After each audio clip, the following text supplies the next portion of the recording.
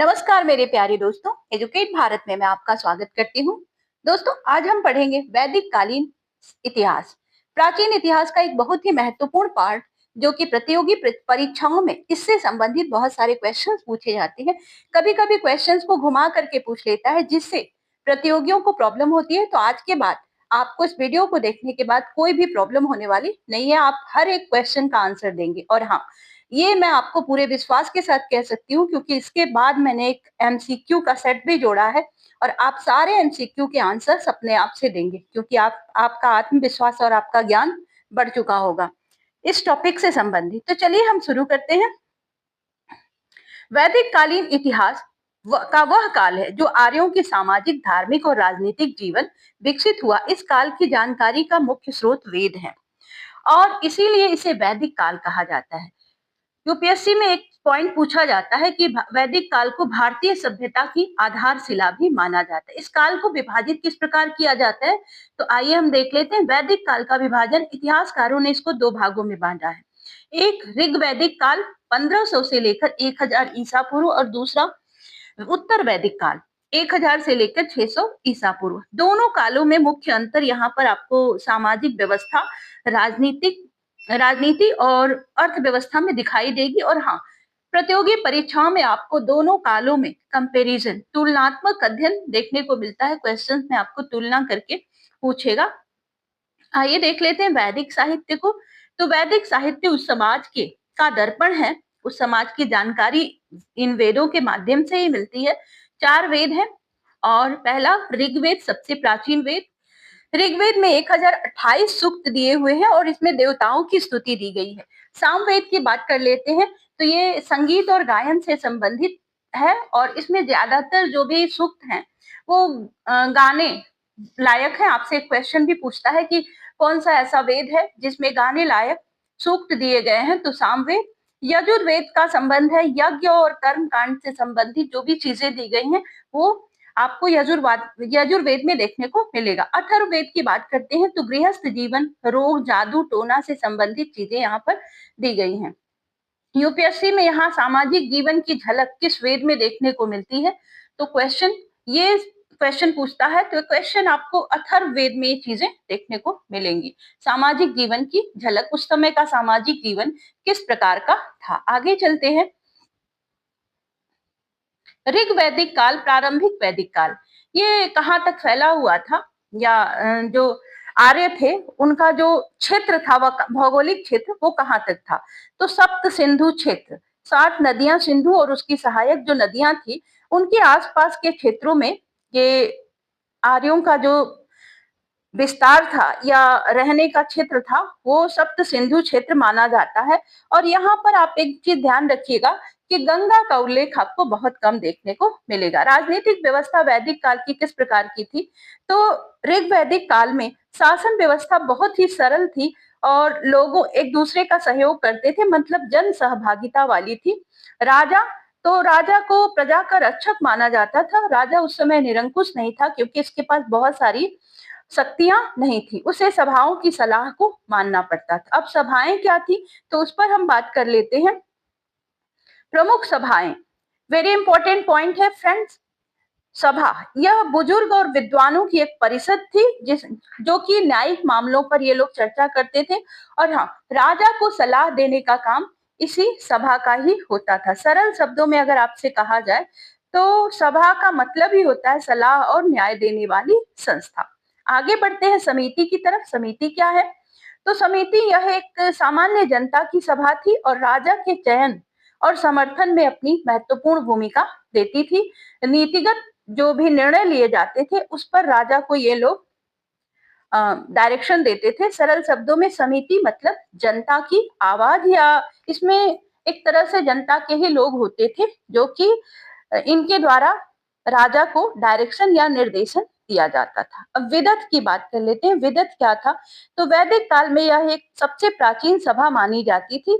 धार्मिक, सामाजिक और सैन्य विषयों पर चर्चा विदतों के द्वारा की जाती थी। हाँ, एक महत्वपूर्ण बात आप ध्यान रखिए कि वो क्वेश्चंस में पूछा भी जा सकता है, स्त्रियों की इसमें भागीदारी विदत में होती थी। स्त्रियां किस सभा में भाग लेती थी, तो विदत।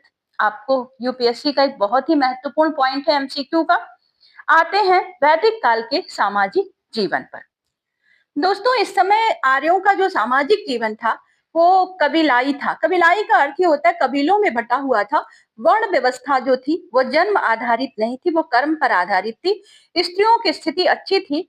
सती प्रथा और बाल विवाह जैसी समस्याएं समाज में देखने के लिए नहीं थी। अब आर्थिक जीवन की बात कर लेते हैं। तो आर्थिक जीवन यहाँ पर मुख्य व्यवसाय जो था वो पशुपालन था और गाय का पालन लोग ज्यादा करते थे, इसीलिए गाय को धन का प्रतीक भी माना जाता था। कृषि सीमित स्तर पर किया जाता था, बहुत सारे लोग कृषि नहीं करते थे। और आपसे क्वेश्चन एक पूछता है, वो क्वेश्चन ये है कि धन का गो शब्द का प्रयोग किसके लिए होता था? तो धन के लिए गो शब्द का प्रयोग होता था। कारण यह है कि गाय का महत्व उस समय ज्यादा था। धार्मिक जीवन कैसा था इस समय वैदिक काल में? तो प्रकृति की पूजा लोग करते थे और प्रमुख देवता उस समय थे इंद्र। कारण ये था कि ये युद्ध एवं वर्षा के देवता माने जाते थे, वर्षा कराने में सहायक। अग्नि, यज्ञ देव, अग्नि, और चूंकि ये लोग यज्ञ वगैरह ज्यादा करते थे इस वजह से अग्नि को ये लोग एक प्रमुख देवता के रूप में मानते थे। वरुण, रीति या नैतिक नियमों को मानने वाले देव, या जैसे आज हम शनि देवता को मानते हैं वैसे ही ये वरुण देव की पूजा करते थे। अब उत्तर वैदिक काल में हम आगे बढ़ते हैं। भौगोलिक विस्तार इसका था गंगा यमुना दोआब। ध्यान रखिएगा, उत्तर वैदिक काल में आपको गंगा यमुना का दोआब देखने को मिल रहा है। वहां पर आपको सप्त सिंधु क्षेत्र मिला। स्थायी गांव और नगरों का विकास। राजनीतिक परिवर्तन की बात करते हैं तो राजा इस समय बहुत शक्तिशाली और निरंकुश हो चुका था और बहुत सारे यज्ञ आपको इस समय देखने को मिलेंगे उत्तर वैदिक काल में, जैसे राजसूय यज्ञ, अश्वमेध यज्ञ, वाजपेयी यज्ञ।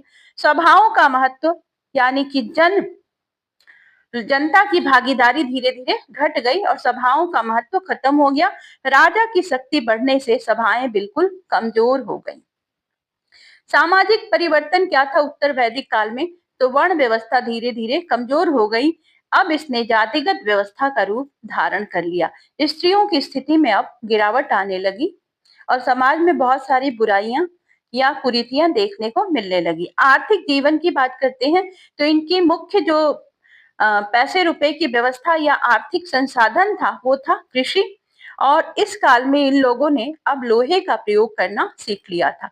कर प्रणाली का विकास हो चुका था, राजा अब टैक्स भी लेता था अपनी प्रजा से। आगे बढ़ते हैं, धार्मिक जीवन किस प्रकार का था? उत्तर वैदिक काल में धार्मिक जीवन कर्म कांड प्रधान या यज्ञ बलि इस तरह की चीजें बहुत ज्यादा, यही कारण था कि ब्राह्मणों का वर्चस्व इस समय में बढ़ चुका था। उपनिषदों में दार्शनिक विचार देखने को मिले। आगे हम बढ़ते हैं।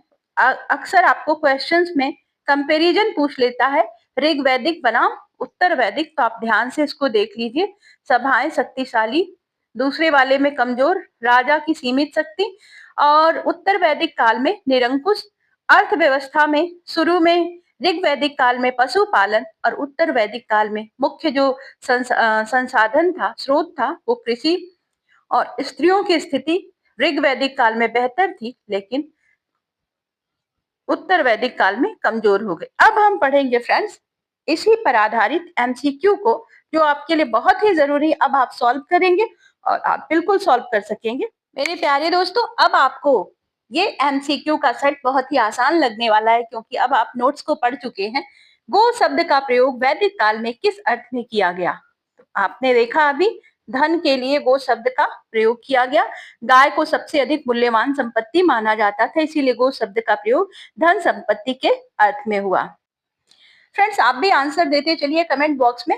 वैदिक काल में स्त्रियों की भागीदारी जिस सभा में मिलती है वह सभा कौन सी है?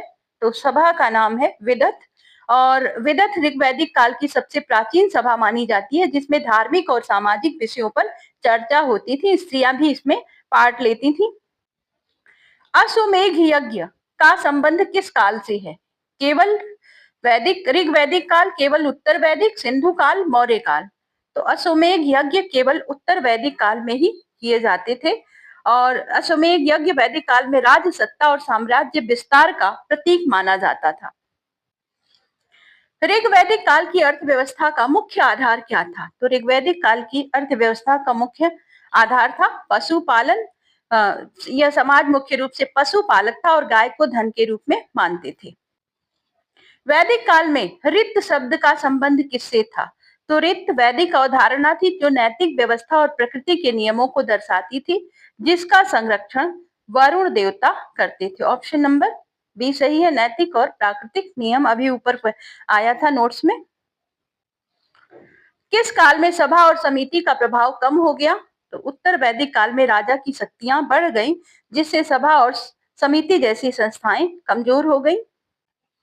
वैदिक काल में सबसे प्राचीन वेद कौन सा है? तो सबसे प्राचीन वेद ऋग्वेद सबसे प्राचीन ग्रंथ है। इसमें 10,028 सूक्त है। गंगा यमुना दोआब का राजनीतिक महत्व किस काल में बढ़ा? उत्तर वैदिक काल में गंगा यमुना दोआब का महत्व बढ़ा, क्योंकि इस काल में आर्यों का विस्तार पूर्व की ओर हुआ और गंगा यमुना दोआब प्रमुख क्षेत्र बन गया। ऋग्वैदिक काल में राजा को क्या कहा जाता था? ऋग्वैदिक काल में राजा को राजन कहा जाता था और उसकी शक्ति जो थी वो सीमित थी। किस काल में वर्ण व्यवस्था जन्म आधारित हो गई? उत्तर वैदिक काल में वर्ण व्यवस्था कठोर और जन्म आधारित हो गई। ऑप्शन नंबर बी सही है। उत्तर वैदिक काल में सबसे शक्तिशाली देवता कौन था? अग्नि, वरुण, इंद्र, सोम। इंद्र सबसे शक्तिशाली देवता थे। युद्ध और वर्षा की देवता इनको माना जाता था। लोहे के प्रयोग से किस काल में कृषि का विस्तार हुआ? उत्तर वैदिक काल में लोहे के औजारों से जंगलों को साफ किया गया और कृषि का विस्तार हुआ। ऑप्शन नंबर बी सही है। समिति का मुख्य कार्य क्या था? तो समिति ऋग्वैदिक काल की जनसभा थी, जिसमें सामान्य जनता भाग लेती थी। ऑप्शन नंबर सी सही है। जनता की भागीदारी और निर्णय। किस काल में स्त्रियों की स्थिति बेहतर थी? तो ऋग्वैदिक काल में स्त्रियां शिक्षा और धार्मिक कार्यों में भी भाग लेती थी, इसलिए स्त्रियों की स्थिति इस काल में इनकी बेहतर स्थिति थी। उपनिषदों का मुख्य विषय क्या है? उपनिषद उत्तर वैदिक काल के दार्शनिक ग्रंथ है और उसमें आत्मा और परमात्मा पर विचार किया गया है। ऑप्शन नंबर सी सही है। आत्मा और ब्रह्मा। वैदिक काल में मूर्ति पूजा का अभाव मुख्यतः किस काल में था? तो ऋग्वैदिक काल में देवताओं की पूजा प्राकृतिक शक्तियों के रूप में की जाती थी, मूर्ति पूजा नहीं की जाती थी। ऑप्शन नंबर बी सही है। ऋग्वैदिक काल। राजसूय यज्ञ का क्या उद्देश्य था? तो राजसूय यज्ञ जो था उत्तर वैदिक काल में राजा की सर्वोच्च सत्ता को स्थापित करने के लिए किया जाता था। वैदिक काल में कर प्रणाली का स्पष्ट विकास किस काल में हुआ? उत्तर वैदिक काल में हुआ और स्थायी कृषि और राज्य व्यवस्था के कारण कर प्रणाली विकसित हुई। ऋग्वैदिक काल में समाज किस प्रकार का था? तो ऋग्वैदिक काल का समाज कबीलाई संरचना पर आधारित था। ऑप्शन नंबर सी सही है। किस काल में कर्म कांड और यज्ञ अधिक जटिल हो गए? उत्तर वैदिक काल में धर्म कर्म कांड प्रधान हो गया और ब्राह्मणों का वर्चस्व बढ़ गया। ऑप्शन नंबर बी सही है। ऋग्वैदिक काल में कृषि की स्थिति कैसी थी? तो कृषि ऋग्वैदिक काल में कृषि जो थी वो सीमित थी और पशुपालन अर्थव्यवस्था का आधार था। ऑप्शन नंबर सी सही है। गौड़ भूमिका में। किस काल में स्थायी बस्तियों का विकास हुआ? उत्तर वैदिक काल में कृषि विस्तार के कारण स्थायी गांव और नगर विकसित हुए। सभा का मुख्य कार्य किससे संबंधित था? सभा ऋग्वैदिक काल की वरिष्ठों की परिषद थी, जो न्याय और सलाह देने का कार्य करती थी। वैदिक काल में अग्नि देवता किससे संबंधित थे? अग्नि को देवताओं और मनुष्यों के बीच दूत माना जाता था और वे यज्ञ के देवता थे। यज्ञ। किस काल में राजा को लगभग ईश्वर तुल्य माना जाने लगा? उत्तर वैदिक काल में राजा की शक्ति बढ़ने से उसे दिव्य स्वरूप मिलने लगा। ऑप्शन नंबर बी सही है। ऋग्वैदिक काल में लोहे का प्रयोग व्यापक था, सीमित था, नहीं था, कृषि में था? तो ऋग्वैदिक काल में लोहे का ज्ञान नहीं था, केवल तांबा और कांसा का प्रयोग होता था। ऑप्शन नंबर सी सही है। नहीं था। किस काल में व्यापार और कर प्रणाली का विकास हुआ? उत्तर वैदिक काल, ऋग्वैदिक काल, प्रारंभिक वैदिक, वैदिक काल में नहीं। तो कृषि अधिशेष के कारण उत्तर वैदिक काल में व्यापार और कर व्यवस्था विकसित हो गई। उत्तर वैदिक वैदिक काल में सबसे प्राचीन सभा कौन सी मानी जाती है? तो विदथ जो है वो सबसे प्राचीन सभा थी ऋग्वैदिक काल की। किस काल में वर्ण व्यवस्था लचीली थी? ऋग्वैदिक काल में वर्ण व्यवस्था जो थी ये कर्म पर आधारित थी और सामाजिक गतिशीलता थी। निम्न में से कौन सी विशेषता ऋग्वैदिक काल की नहीं है? पशुपालन प्रधान अर्थव्यवस्था, जन सहभागिता वाली राजनीति, सी जन्म आधारित जाति व्यवस्था, डी प्रकृति पूजा। ऑप्शन नंबर सी सही है, जन्म आधारित जाति व्यवस्था। ये जाति व्यवस्था उत्तर वैदिक काल की विशेषता थी, ऋग्वैदिक काल की नहीं। ठीक है फ्रेंड्स, अब ये 30 क्वेश्चंस का सेट कंप्लीट होता है। अब अपनी दोस्त को इजाजत दीजिए। वीडियो अगर पसंद आई हो तो लाइक करें, सब्सक्राइब करें, अपने दोस्तों को भी शेयर करें। हम मिलते हैं आपसे नेक्स्ट वीडियो में, तब तक के लिए goodbye. Thank you for watching.